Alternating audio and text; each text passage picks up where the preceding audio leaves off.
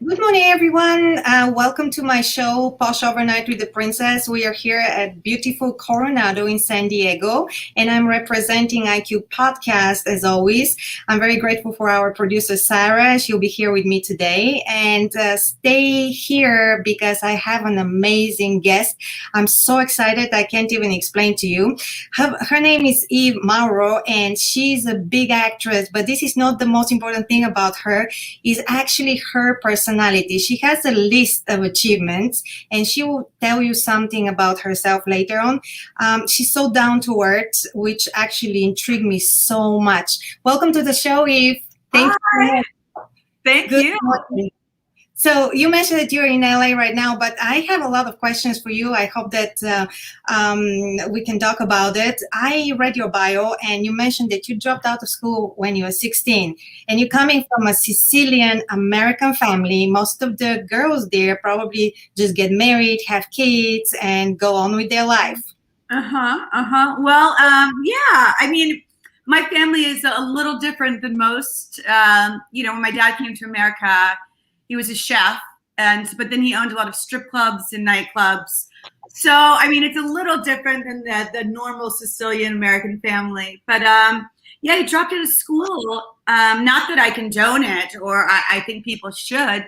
I didn't really have the opportunity at the time to stay in school, and sometimes you have to grow up early, and you have to take care of yourself. And so, when I dropped out of school, I started working just regular jobs, and I decided that I wanted to come to California. So I saved up enough money, and I came over here with a one-way ticket and a small suitcase, and that was it, Well, I think that my son is going to love you. He's going to watch the show later. He's 16, and he told me that school is overrated. And Well, I'm not going to say that personally, but I thought that too. I would go to class, and I'm falling asleep in class. But I dropped out of school, but I read all the time, and I read on my own, and I choose what I want to read and what I want to learn.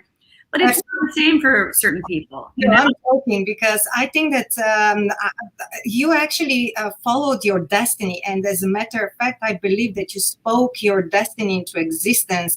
Was it a faith? Did you know that you want to go to Hollywood? How this happened? It's funny that you said that you spoke into existence. I have these old journals that I would write in. And, I think every kid should do it. But as you start writing, it's almost like I didn't know that's what I wanted. And then I just started writing. I'm like, no, I'm going to go to Hollywood. I want to be an actress. And then it just started coming out. And then that's what I felt. I don't know. It's a good way. It was a good way to portray my emotions and to become people and characters. And I thought it was a perfect way for me to express myself to people. And it just happened, It kind of was easier than I thought it would be. Not really. It was hard, but like I've spoken to existence, like you said, I actually believe that. Also, my daughter wanted me to ask you. She just turned 17, and she wants to be an actress. So she said, please ask her what took her to be so different when she auditioned for Madonna's video, because obviously there were a lot of candidates, a lot of people, and you're gorgeous, and I'm sure that many people in Hollywood are very, beautiful as well. What actually, how did you stood out?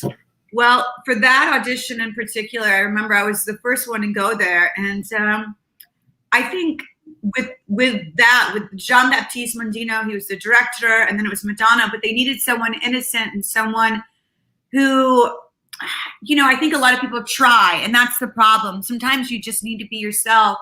And I'm there too. Like, you're in this panic room, and maybe they want me to be this way, or maybe they want me to be this way. And when you're just comfortable with yourself, I think I was wearing even shorts, the audition, and I had somewhere to go. I had no makeup on, but they're like, just put this over here, act like you're doing. And I was just comfortable being me instead of trying to, and that's what acting is, really. I mean, not always being yourself, but there's parts of yourself that you can't just erase. There's this beauty, this individualism that it's unique, and you have to keep that with everything you do. And I think that uniqueness helps you get where you want to go. you Yeah, know? authentic. And this is very interesting to me because usually people, they don't take time to learn about the person in front of them. And we think about Hollywood that everyone is so fake and eccentric and crazy. But actually, I spoke to several people from like you, and you are so deep and so intriguing and so well spoken, So I think that actually acting is more of the real thing right now, compensating the life that we have because we live in a fake life. Yeah. Do you feel that way sometimes? Yeah. No, and I totally understand. And when you look at any profession, you could see people who are kind of fake or, they're not down to earth or real. I mean, even restaurant managers can have a big head, you know what I mean? And as to employees, but I think within any industry, just finding people that you could relate to and just connect to, we're all different. And there's certain people that I necessarily don't feel comfortable around or I don't connect with, and I feel like they're fake, but they might, well, a lot of people think I'm crazy, You're like, oh, she laughs all the time. She's always talking about philosophical things. She's, so we all have a difference in opinion as to who we like to be around and what we think is great and what's not. But always stick to those people who make you happy. Always follow your bliss. If they make you smile, then I hang out a little longer, Yes, I absolutely love that. Actually, I love the way you laugh and that you're so down to earth. It's just so refreshing because, especially from Hollywood and people in your industry, I think it's very tricky because you don't really know how to behave around them. Our producer Sarah, she has a question, and you know what? I'm going through questions just sporadically because I'm so interested to see you here. So producer Sarah has a question. When did you know that you made it? Well, I still don't know that I made it. I mean, because every day there's something more that I want to achieve. And sometimes, some days I feel like I've made it to a point where I'm happy. But, they say it's like to be comfortable is not anywhere you want to be. It's like you want to find a safe place. A rat just goes and crawls in a hole and it's just cowering and it wants to be safe. It's not going to get anywhere. And the more I fear things, the more comfortable I am, the further behind that I know that I am. If I'm comfortable, then I need to get off my butt and I need to do something to make me uncomfortable because it's always that next step that's going to bring you happiness. I've never felt like I've made it. And that's a good thing. I'm happy with what I've done, but to make it, then where would I go from there? What would I do? So that's a great point. Yeah. Everything is growth. And I really like that you feel threatened in a way, you feel in danger when you're safe. Yes. So talk a little bit about that if you don't mind. Do you feel that this gives you more adrenaline or just because people have to be encouraged to take chances and risk? Yeah, well, you look at it like a lion doesn't have a day off. If a lion's not feeling well, it's still got to get up and it's got to make that kill. It's got to hide from predators. So many different things. And even though if I feel bad or I feel sick, I can't be like, well, I made a little bit of money on that job. I'm just going to relax. I've got to keep going. And when I feel safe, I know I'm not moving forward and not moving backwards. It's the same thing. If I'm not moving forward, I am moving backwards. So, and we have this one life, right?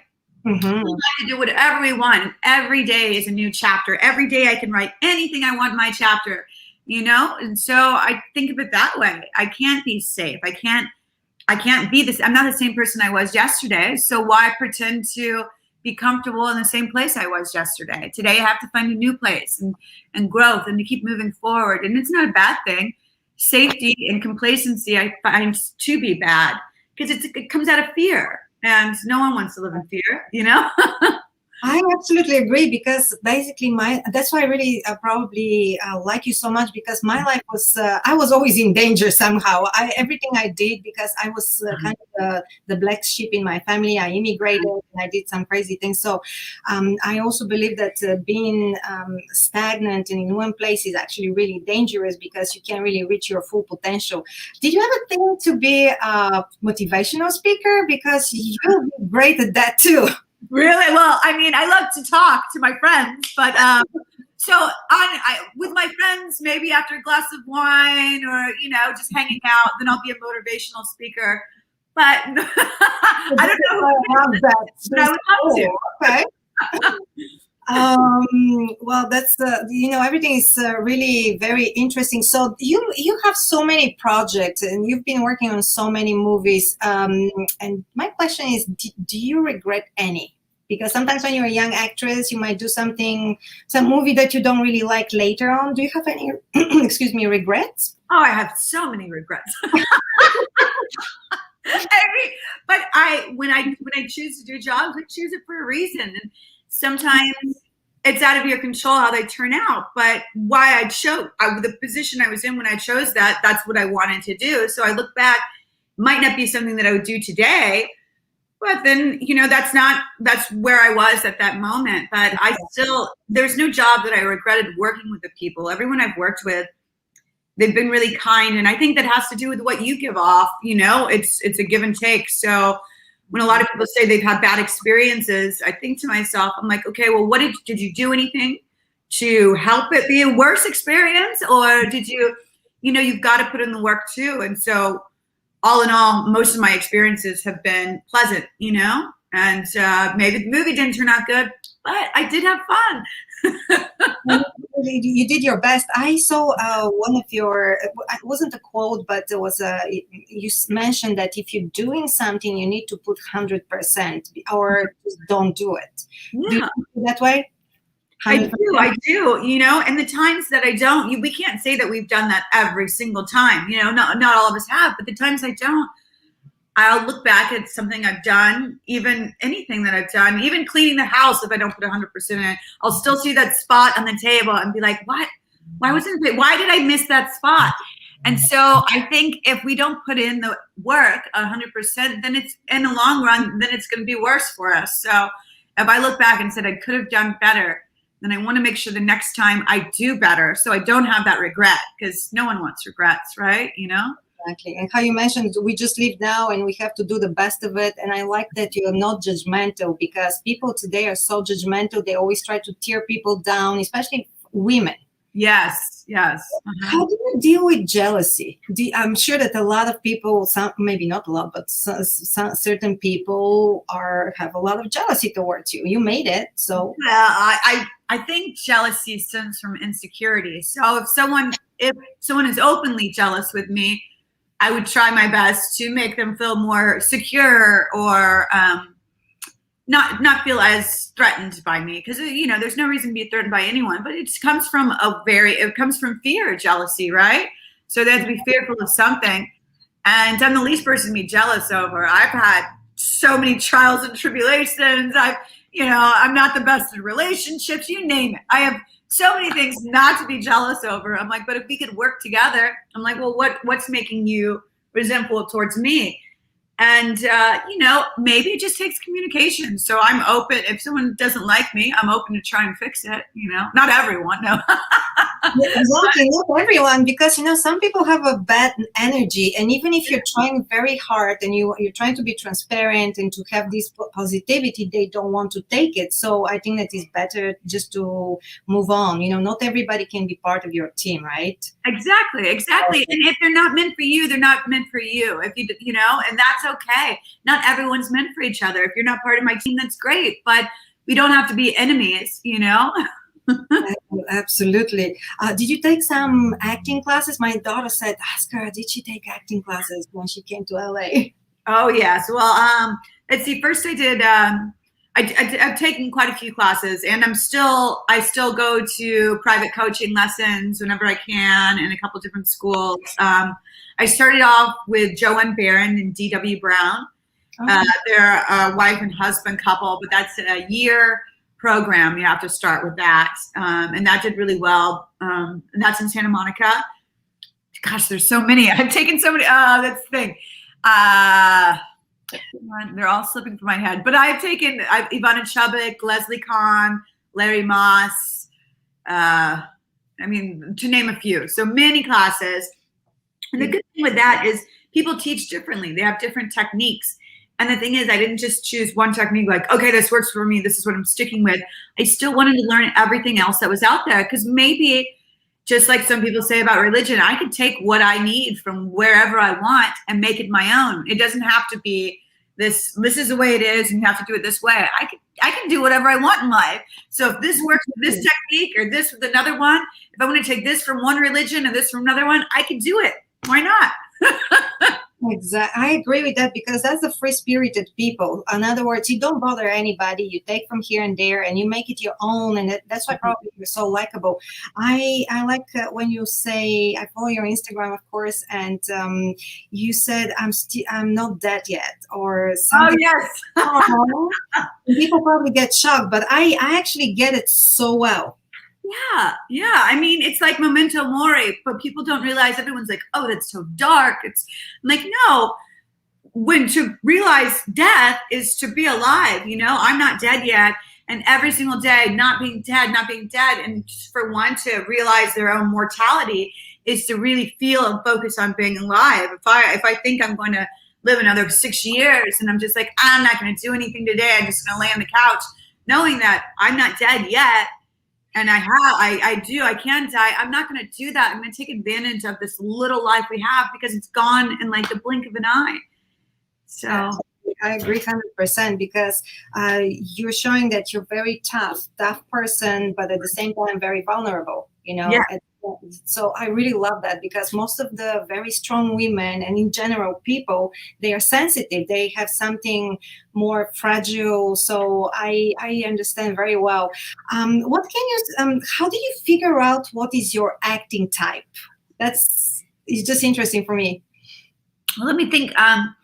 Your acting type. Well, at first, I mean, it changes depending on where you are in your life. But, it's hard for me to even say what my type is. I know usually I'll go out for tough roles and say FBI, cop, or the bad person, the bad guy. But then again, sometimes I don't. But there always is, like you said, just in life, you said, I come off as really tough, but the sensitivity. And that's the same as my characters. There's a toughness, but there's also sensitivity. And why do we have to be so tough?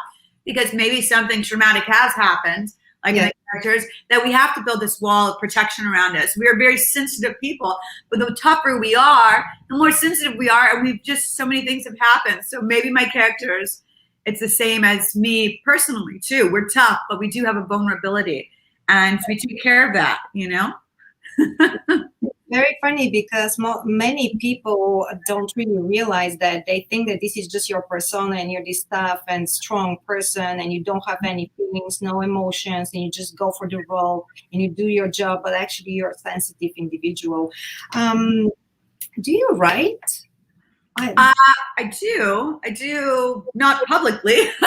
I'll write under my posts sometimes, and I wanted to be a writer at one point, poetry and things like that. But, right now it's just personal stuff. If I have an idea, I'll write something. If you write a book, I'll be probably the first person to buy it, because I really like your story and your success, because I know that you didn't really do it just for the money and to be famous. You were just growing and growing and growing consistently. Tell me, how was the work with 50 Cents? Yes, he was. So he was the one of the producers of the show The Oath, Yes. and he was really kind, soft spoken when he came to set. Like, you would think of him the same way, like, like very boisterous. But when I had the pleasure of meeting him, he was really sweet, really focused and down to earth. And you think of someone with that type of career, how he got so far in his life. I mean, he didn't get that far. People think he's a rapper. He's a thug. No, he didn't get that far from that. He's smart. He's educated, and he has this vision, which you have to look at, and you would respect and you admire that. And for anyone who's gotten that far, regardless of where they come from, there's this admiration that sometimes if you pay attention, maybe you could learn something, You see, this is the misconception about, because most of my friends, I actually interviewed Cardi B's dentist last week, and she works only with with celebrities and rappers. She's from New York.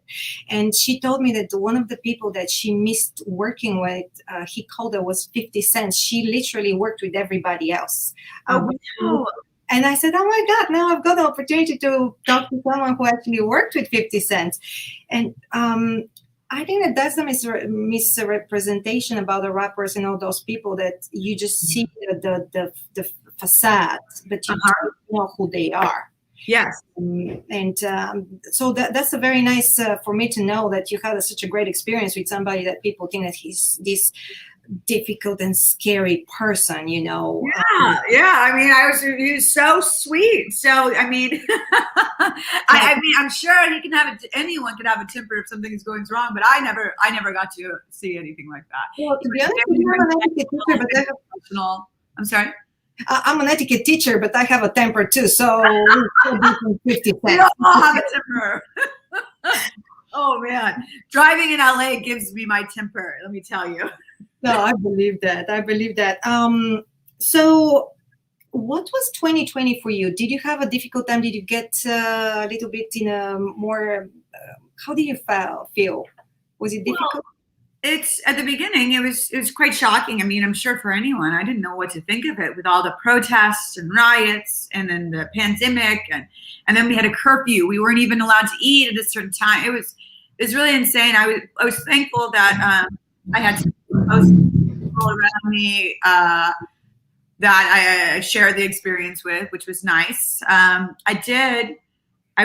started a vegan, gluten-free diet for this year. So, and it's helped me a lot. My body's in great shape. I lost a lot of weight just from doing nothing, from eating vegan food. I'm like, what? All right. So I can eat as much as I want and still lose weight. This is amazing. That's incredible, actually. Do you have a hobby? We want to know, what do you like to do for fun, not just work? Something, if you have some charity or something that we can support as well. I want to support you, and Sarah wants to support you, and we really like you so much. Oh, thank you so much. Let's see. I mean, there's I could send you a list of different charities that I support. The Los Angeles Mission, Chrysalis, or to name a few. I can't think right now. Let me think, but I can send them to you if you like. Yeah. Yeah, we would like to see it, because I'm sure that some of our sponsors might be interested. You never know. We work together. We're in the same community. We're in California. What are your plans for this year? Did you make some big plans besides your new big series that are on Roku? Oh, yes. So gorgeous. Oh, my God. Oh, thank you so much. Let's see. Big plans this year. Well, I have a couple movies coming up. I'm going to go to Sacramento to shoot with director Nick Leisure and opposite of Brian Austin Green. Oh, just a second. Let me, sorry about that. Brian Austin Green will be playing my ex-husband in this. So I should be shooting that soon. Okay. And I have a couple movies in Chicago, possibly one in Mexico. So as things open back up and the coronavirus is letting everyone open up, I'll be working slowly more. So those are my only plans so far, just work, which is fine by me. Because it seems like you really love your job, and that's why you're doing such a phenomenal job, and people follow you for inspiration, because it's important. Sometimes we need leaders. And people say, oh, they're celebrities. No, some of those celebrities, if you take time to know them, and that's why I'm so grateful that you're here today, is not just because you're beautiful and successful and you were with Madonna, but there's so much more behind that people need to know. Because that's why I want my daughter to go into your direction, because yes, my daughter is definitely going, and I was very shocked, because I'm not coming from this background. I didn't even know it was like a movie. Who is going to Hollywood? I didn't even know where was Hollywood. I saw it on pictures. So, but we'll talk about it another time. I just want to thank you so much for coming here today, because I know that you're busy, and I really, truly appreciate you. This is a great conversation. I enjoyed it just as much as you. Thank you so much. I didn't want to structure it, because I saw on your website, anarchy. Let's do something fun, and let's not follow questions. And I'm like, oh my God, I think that this is exactly what I want to do. Yes, yes. I think it was a great conversation. I loved it. Thank you so much. And we'll definitely keep in touch if we can support you with anything. Just let us know. We're very friendly and down-to-earth people, as you know. And and if I can support you in anything as well, I'd be happy to. Thank you so much. Yeah. For now, I think that just the dieting, you just if you can post it in the notes.